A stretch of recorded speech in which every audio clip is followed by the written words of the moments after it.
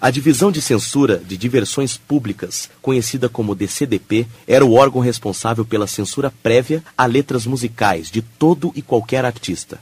A ex-censora Odete Martins explica como era a atuação do órgão. As letras chegavam através do próprio autor. Elas eram distribuídas pelo chefe e a gente fazia a censura de acordo com as instruções recebidas pelas autoridades que eram emanadas de Brasília. Dona Odete se lembra dos temas que mais preocupavam a censura. Era muito cíclico o negócio. Era época, mandavam atentar mais sobre a política. Outra época, mandavam atentar mais sobre as drogas. Outra época, mandavam atentar mais sobre os bons costumes. E a censura se profissionalizou. Segundo a historiadora Maica Lois, o processo de profissionalização ocorreu com o passar dos anos. E assim, as letras começaram a passar pelo olhar de 3 censores. Eles começam uma profissionalização da censura. Abrem concurso para o setor federal, passam a exigir obrigatoriedade de nível universitário, passam a dar cursos para esses censores. E há também uma uniformização no sentido de que 3 censores analisavam a letra. Outros artistas muito lembrados quando se fala em censura são os baianos Caetano Veloso e Gilberto Gil. O Rio de Janeiro continua lindo. O produtor Manuel Barembem lembra-se das dificuldades enfrentadas para produzir os discos de Gil e Caetano antes do embarque dos dois para o exílio. O Gil e Caetano ficaram presos no Rio e, enquanto se preparava a deportação deles, eles foram confinados em Salvador. Quer dizer, eles podiam viver lá, eles não podiam sair da cidade e eles não podiam fazer nada em público.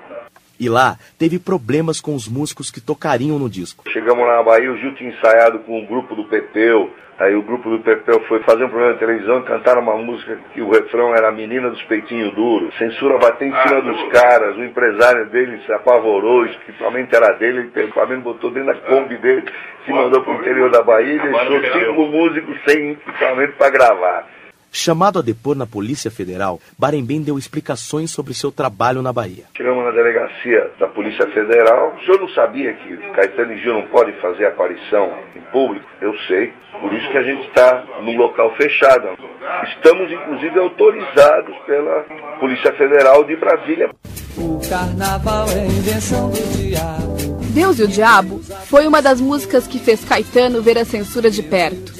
O cantor foi obrigado a substituir a palavra bofes da letra original por Pulmões do Meu Brasil.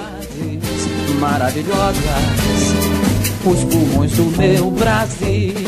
Mesmo assim, um conselho de pastores evangélicos enviou carta à Divisão de Censura de Brasília questionando a liberação. A carta pediu uma maior atenção da censura para letras com aquele conteúdo. Entre outras coisas, a carta dizia: deve ter havido um cochilo da censura e mesmo das altas autoridades eclesiásticas, uma vez que o teor da letra de modo algum se coaduna com as mais sagradas tradições do povo brasileiro. Brasília, 6 de março de 1974. Ernesto Berhoft, presidente do Conselho de Pastores Evangélicos do Distrito Federal.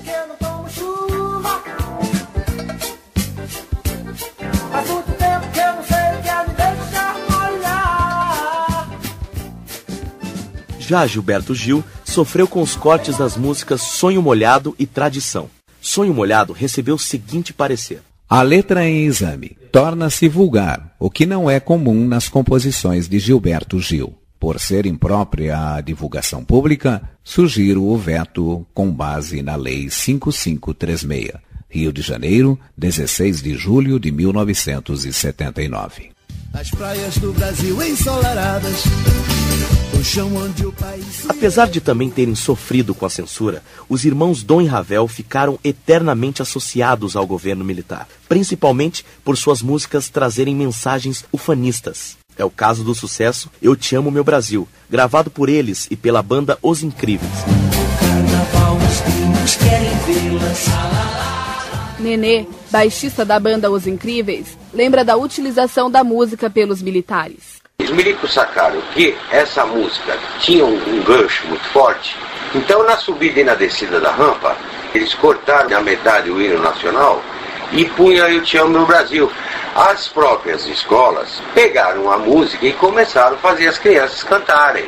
Bem-humorado, ele recorda uma paródia da canção. Eu te odeio, meu Brasil, eu te odeio. Meu coração não é azul nem amarelo, ele é vermelho. Ravel se defende da acusação de que a música tenha caráter ufanista. Essa mentira que se tornou público pelos maus jornalistas da época, que nos perseguem até hoje, entendeu? Dizendo que nós somos o puxa-saco do governo, fabricado pela ditadura militar. Então essa mentira se tornou verdade perante a opinião pública. Mas eu não fiz música encomendada para ninguém, não. E Nenê concorda com Ravel.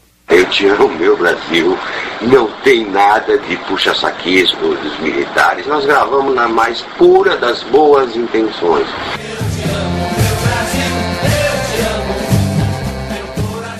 No entanto, quando foram censurados, pouco se falou, como foi o caso da música A Árvore, também gravada pelos Incríveis. Árvore, ela é mágica. A censura detectou problemas e vetou o lançamento. Nós gravamos uma música chamada A Árvore. A censura não deixou passar porque falava de árvore, os caras associavam com maconha. Olha a loucura. Ravel recorda que continuaram a sofrer os cortes dos censores, como é o caso da música Animais Irracionais. Animais, nós os homens somos todos meio animais irracionais. Em 1974, a música Animais Irracionais foi censurada. Aí eu que era perseguido pela esquerda, que dizia que eu era engajado da direita, passei a ser perseguido pela direita também. Em 1977, os militares comemoravam o 13º ano no poder. Foi então que Luiz Airão lançou o samba 13 anos. 13 anos eu te aturo, eu não aguento mais. Não há Cristo que suporte. Um dos mais contundentes protestos contra o regime, como lembra o cantor. Eu reparei que eram 13 anos, eu falei, vou fazer uma música sacaneando esses caras. E fiz essa música com o nome de 13 anos. Ela foi para a censura percebeu e vetou. Aproveitando que o Congresso Nacional discutia a lei do divórcio, Luiz Airão alterou o título para O Divórcio. Aí botei o divórcio. Aí uma outra Câmara de Censura, que não era a mesma, julgou e deixou passar. Não percebeu. Porém, a desatenção da censura provocou a ira do ministro do Exército, general Fernando Bettler. Bettler estava com um disco na mão gritando assim, quero saber como é que a censura não viu isso? Chama esse sacana Brasília. E falo sério, e faço as minhas leis com meu critério. Para a ex-censora Odete Martins, eles também trabalhavam sob pressão. Eles tinham que defender o seu dia a dia, né? Eram funcionários que estavam ali recebendo ordens, né? E aquele que não cumprisse a ordem, muita vez houve letras que foram aprovadas e depois elas foram apreendidas, né? Recolhidas, e o censor que aprovou recebeu sanção. Exceção entre os artistas, Jair Rodrigues é um dos cantores da época que jamais sofreu perseguição da censura. Como eu nunca tive problema com a censura, né? Qualquer música eu cantava, nunca a censura pegou do meu pé. Na boiada já fui boi, boiadeiro já fui rei. Amigo de Geraldo Vandré, Jair também interpretou Caminhando e jamais foi incomodado pelos censores. Eu fui o primeiro a cantar a música, para não dizer que eu não falei de flores, ou seja, Caminhando, do Geraldo Vandré, e nunca tive problema. 1979.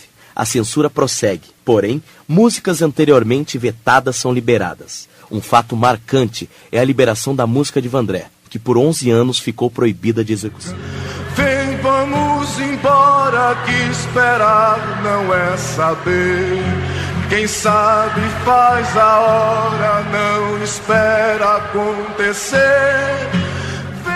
E nos ventos da anistia, quando exilados políticos, artistas e intelectuais começam a retornar ao país, a canção que melhor ilustra o momento e serve para fechar essa página infeliz da história brasileira é O Bêbado e a Equilibrista, de Aldir Blanc e João Bosco. A música, que fala de esperança, de sonhos e da volta do irmão do Enfio, faz um belo retrato de como a arte não deve se curvar jamais perante os seus opressores. Afinal de contas, o show de todo artista tem que continuar.